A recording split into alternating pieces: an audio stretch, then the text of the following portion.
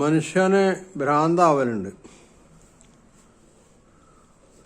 ഭ്രാന്തായാൽ പിന്നെ ചില ഭ്രാന്തന്മാർക്ക് എന്താണ് വിളിച്ചു പറയേണ്ടത് എന്നുള്ള യാതൊരു ബോധം ഉണ്ടാവില്ല.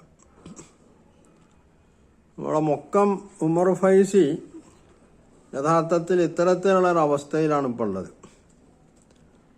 അതിൻ്റെ ഭാഗമായിട്ടാണ് അദ്ദേഹം ഒരിക്കൽ പാണക്കാട് തങ്ങൾക്കതിൽ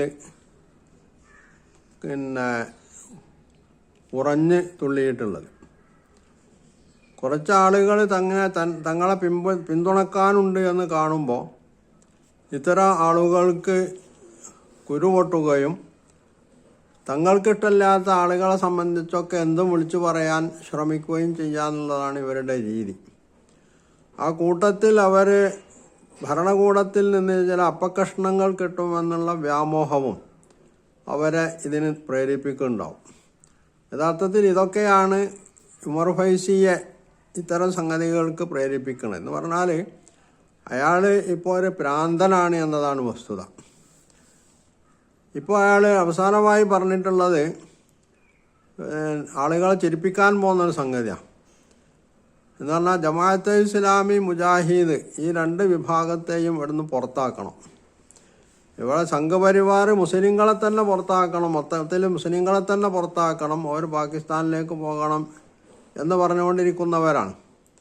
പക്ഷെ ഉമർ ഫൈസി മൊത്തം മുസ്ലിങ്ങളെ സംബന്ധിച്ച് പറയില്ല. ജമാഅത്ത് മുജാഹിദുകളൊക്കെ ഇവിടുന്ന് പുറത്തു പോകണം, അവരെ പുറത്താക്കണം.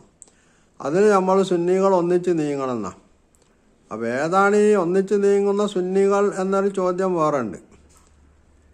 അവർ ഉമർ ഫൈസി ഇപ്പോഴുള്ള ഗ്രൂപ്പിൽ തന്നെ ഉമർ ഫൈസിയും ആളുകളും ഗ്രൂപ്പിസ് ഉണ്ടാക്കിയിട്ട് ഒരു വിഭാഗത്തെ അകറ്റാനും തങ്ങൾക്ക് കിട്ടുന്ന ആളുകളെ തങ്ങളുടെ പക്ഷത്തേക്ക് പിടിച്ചു നിർത്താനും ഒക്കെ ശ്രമിച്ചുകൊണ്ട് പാർട്ടി വിരുദ്ധ അല്ലെങ്കിൽ സംഘടനാ വിരുദ്ധ ചേരിതിരിവിൻ്റേതായിട്ടുള്ള പ്രവർത്തനങ്ങളിൽ ഏർപ്പെട്ടിട്ടുള്ളൊരു മനുഷ്യനാണ്.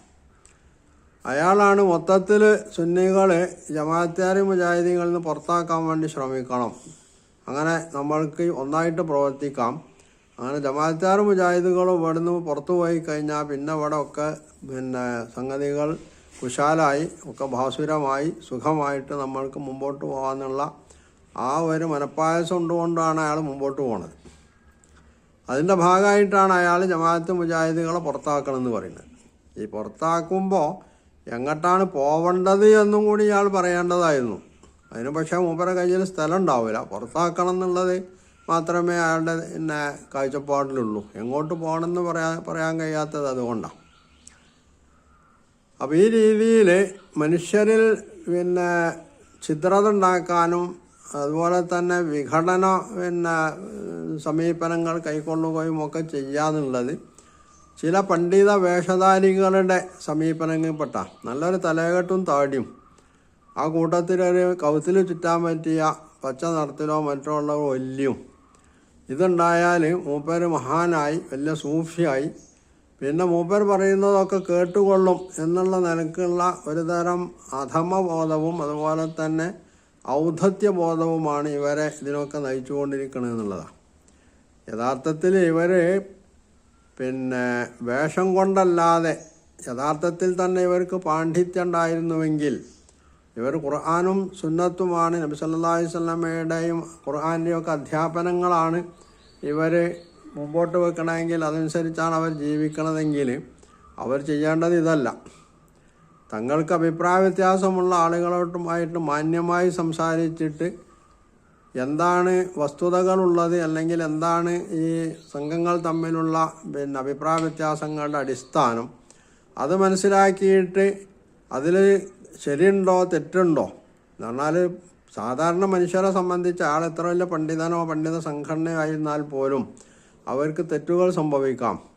അങ്ങനെ വല്ല തെറ്റുകളും തങ്ങൾക്ക് സംഭവിച്ചിട്ടുണ്ടോ എന്ന് പരിശോധിക്കുകയും ഇല്ലെങ്കിൽ അത് മറ്റുള്ളവരെ ബോധ്യപ്പെടുത്താൻ സൗമനസ്യത്തോടു കൂടി വിവേകപൂർവം പണിയെടുക്കുകയുമാണ് ചെയ്യേണ്ടത്. അതിന് പകരം ഇത്തരത്തിലുള്ള ആളുകൾ ചെയ്തുകൊണ്ടിരിക്കുന്നത് മറ്റുള്ളവരെയൊക്കെ താറടിച്ച് കാണിക്കുകയും അവരൊക്കെ ഇസ്ലാമിക വിരുദ്ധരും തങ്ങൾക്ക് എന്തും ചെയ്യാൻ അവകാശമുള്ള അത്തരത്തിലുള്ള ഒരു വിഭാഗവുമായിട്ട് അവരെ എണ്ണുക എന്നുള്ളതാണ് ഇവർ ചെയ്തുകൊണ്ടിരിക്കുന്നത്. അതിൻ്റെ ഭാഗമായിട്ടാണ് ഇയാളിപ്പോൾ ജമാഅത്തെ ഇസ്ലാമിയെയും അതുപോലെ മുജാഹിദ് പ്രസ്ഥാനത്തെയും ഒക്കെ ഇവിടുന്ന് നാട് കടത്തണം എന്ന് വീമ്പിളക്കണതിൻ്റെ പിന്നിലുള്ള വികാരം എന്ന് പറയുന്നത്. അപ്പം ഇത് നടക്കാൻ പോകുമെന്ന് ചോദിച്ചാൽ നടക്കാൻ പോകണമല്ലല്ലോ പറയൽ. തങ്ങളുടെ ഉള്ളിലുള്ള പൂതി സ്വപ്നങ്ങനെ പറയാം. എന്നിട്ട് അതിന് പറ്റിയ കുറച്ച് ആളുകളെ തങ്ങളുടെ പക്ഷത്ത് ഒരുക്കി നിർത്തും ചെയ്യാനുള്ളത്.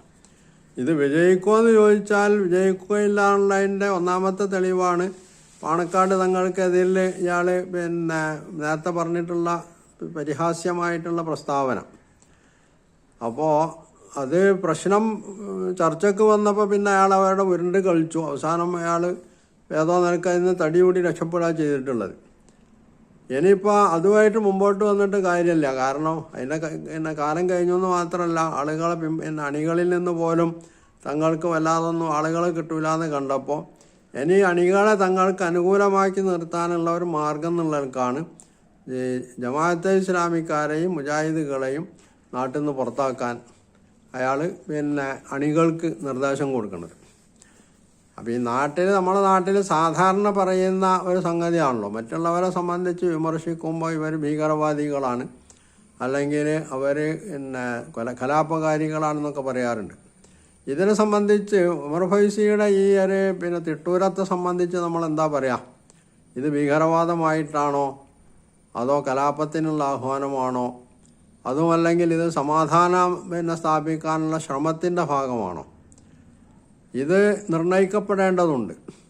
ഒരു മനുഷ്യന് സ്റ്റേജ് കിട്ടിയാൽ ഒരു മൈക്ക് സെറ്റും കിട്ടിയാൽ എന്തും വിളിച്ചു പറയാം എന്നിടത്ത് എത്തിക്കഴിഞ്ഞാൽ പിന്നെ അയാളുടെ സമനില തെറ്റിയതായിട്ടാണ് നമ്മൾ മനസ്സിലാക്കുക. ഈ സമനില തെറ്റിയ അവസ്ഥയിലാണ് ഇന്ന് ഉമർ ഫൈസിയെ പോലുള്ള ചില ആളുകളുള്ളത്. അതുകൊണ്ട് അവർ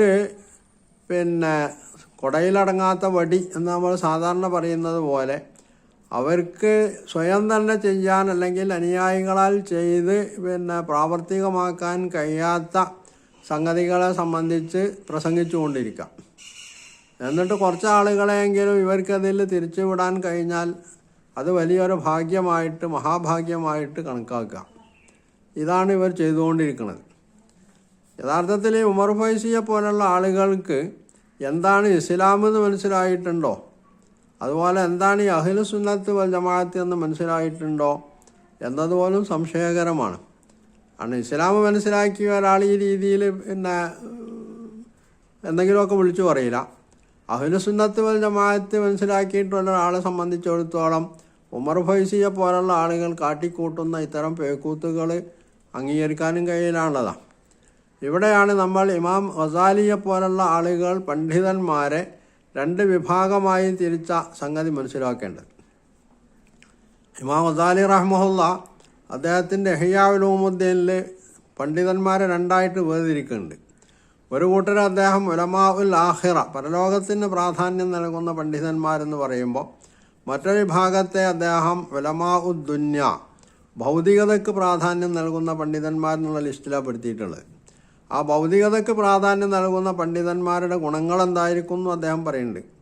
അവർ ഭരണകൂടത്തിൻ്റെ കോട്ടകൊത്തളങ്ങളിൽ അല്ലെങ്കിൽ അവരുടെ അരമനകളിൽ കയറി ഇറങ്ങും, അവരിൽ നിന്ന് ആനുകൂല്യങ്ങൾ പറ്റാൻ ശ്രമിക്കും, എന്നിട്ട് അവർക്ക് അനുകൂലമായി ഫത്വകൾ പുറപ്പെടുവിക്കും എന്നൊക്കെയാണ് അദ്ദേഹം എന്ന് മാത്രമല്ല ഇസ്ലാമിക സമൂഹത്തിലെ പൗരാണികരായിട്ടുള്ള ആത്മാർത്ഥതയുള്ള പണ്ഡിതന്മാരൊക്കെ പറഞ്ഞിട്ടുള്ള സംഗതിയാണിത്. അപ്പോൾ ഇതാണ് ഇത്തരത്തിലുള്ള ആളുകൾ ഇപ്പോൾ ചെയ്തുകൊണ്ടിരിക്കുന്നത്. നേരത്തെ മൂപ്പർക്ക് ഒരു അപ്പക്കഷ്ണം കിട്ടിയിട്ടുണ്ട്. അതിൻ്റെ പേരിലാണ് അദ്ദേഹം സമസ്ത EK ഗ്രൂപ്പിൽ കലാപം ഉണ്ടാക്കാൻ ശ്രമിച്ചത്. ഇനിയും വല്ല അപ്പക്കഷ്ണം കിട്ടുമോ എന്ന് ശ്രമിച്ചുകൊണ്ടിരിക്കുക. കുറച്ചുകൂടി വലിയൊരു അപ്പക്കഷ്ണം ഇപ്പോൾ കിട്ടിയിട്ടുള്ളത് ചെറിയതാണ് അദ്ദേഹത്തിൻ്റെ കാര്യത്തിൽ. ഇനി വല്ലതും കിട്ടുമോ എന്ന് നോക്കാൻ ഒന്നുകൂടി ശ്രമിച്ചു നോക്കുകയാണ്. അപ്പം നിലവിലെ ഭരണകൂടത്തെ പ്രീണിപ്പിക്കേണ്ടതുണ്ട്, അപ്പോഴേ അതൊക്കെ ശരിയാവുള്ളൂ. അതിനു വേണ്ടിയുള്ള തത്രപ്പാടിൻ്റെ ഭാഗമായിട്ടാണ് അദ്ദേഹം യഥാർത്ഥത്തിൽ ഇവിടെ ജമാഅത്തെ ഇസ്ലാമിയെയും മുജാഹിദ് പ്രസ്ഥാനത്തെയും നമ്മൾക്ക് ഇവിടുന്ന് പുറത്താക്കണം, അതിന് നമ്മൾ സുന്നികളൊക്കെ കൂടി സഹകരിക്കണം, എന്നിട്ട് നമുക്ക് ഒന്നിച്ച് നീങ്ങാം എന്നൊക്കെ മനപ്പായസം ഉണ്ണുന്നത്. യഥാർത്ഥത്തിൽ ഇതൊന്നും നടക്കാൻ പോകുന്ന കാര്യമല്ല എന്ന് അയാൾക്ക് തന്നെ അറിയാം. ഇത് പറഞ്ഞാൽ ജമാഅത്തിന് മുജാഹിദിന് പുറത്താക്കണത് മാത്രമല്ല, ഇവർ തമ്മിൽ യോജിച്ചുകൊണ്ട് അയാളുടെ സ്വന്തം പാർട്ടിയിൽപ്പെട്ട ആളുകളെ പോലും യോജിപ്പിക്കാൻ കഴിയാത്തൊരു മനുഷ്യൻ മറ്റുള്ളവരെങ്ങനെ യോജിപ്പിക്കുക? അതിന് ശിഥിലീകരണത്തിന് വേണ്ടി പ്രവർത്തിച്ചുകൊണ്ടിരിക്കുന്ന ഒരു മനുഷ്യനെങ്ങനെയാണ് മറ്റുള്ളവരെ ഐക്യപ്പെടുത്താൻ ശ്രമിക്കുക? എന്നിട്ട് അവിടെ ഖുർആൻ ഓതിയിട്ട് വഅതസിമൂ ബിഹബ്ലില്ലാഹ് എന്ന ആയത്ത് ഓതുന്നുണ്ട് അദ്ദേഹം. തനി പരിഹാസ്യമായിട്ടുള്ള രീതിയിലാണ് അദ്ദേഹത്തിൻ്റെ ഇത്തരത്തിലുള്ള പ്രസംഗങ്ങളും ഖുർആൻ ഇതിനൊക്കെ തെളിവായി ധരിച്ചുകൊണ്ടുള്ള ഇത്തരത്തിലുള്ള വാചാടോപ്പങ്ങളൊക്കെ നമ്മൾക്ക് മനസ്സിലാക്കാൻ കഴിയാനുള്ളതാണ്. അതുകൊണ്ട് ഇത്തരത്തിലുള്ള ആളുകൾ കൈതക്കാമം കരഞ്ഞു തീർക്കുക എന്ന് പറയുന്നത് പോലെ കരഞ്ഞു തീർക്കുക, ആഗ്രഹങ്ങൾ കരഞ്ഞു തീർക്കാനുള്ളതല്ലാതെ ഇവർക്ക് വേറെ ഒന്നും നേടാൻ സാധ്യമല്ല. അത് ഈ ലോകത്ത് നേടാൻ പറ്റൂലാണല്ലോ ഉറപ്പ്.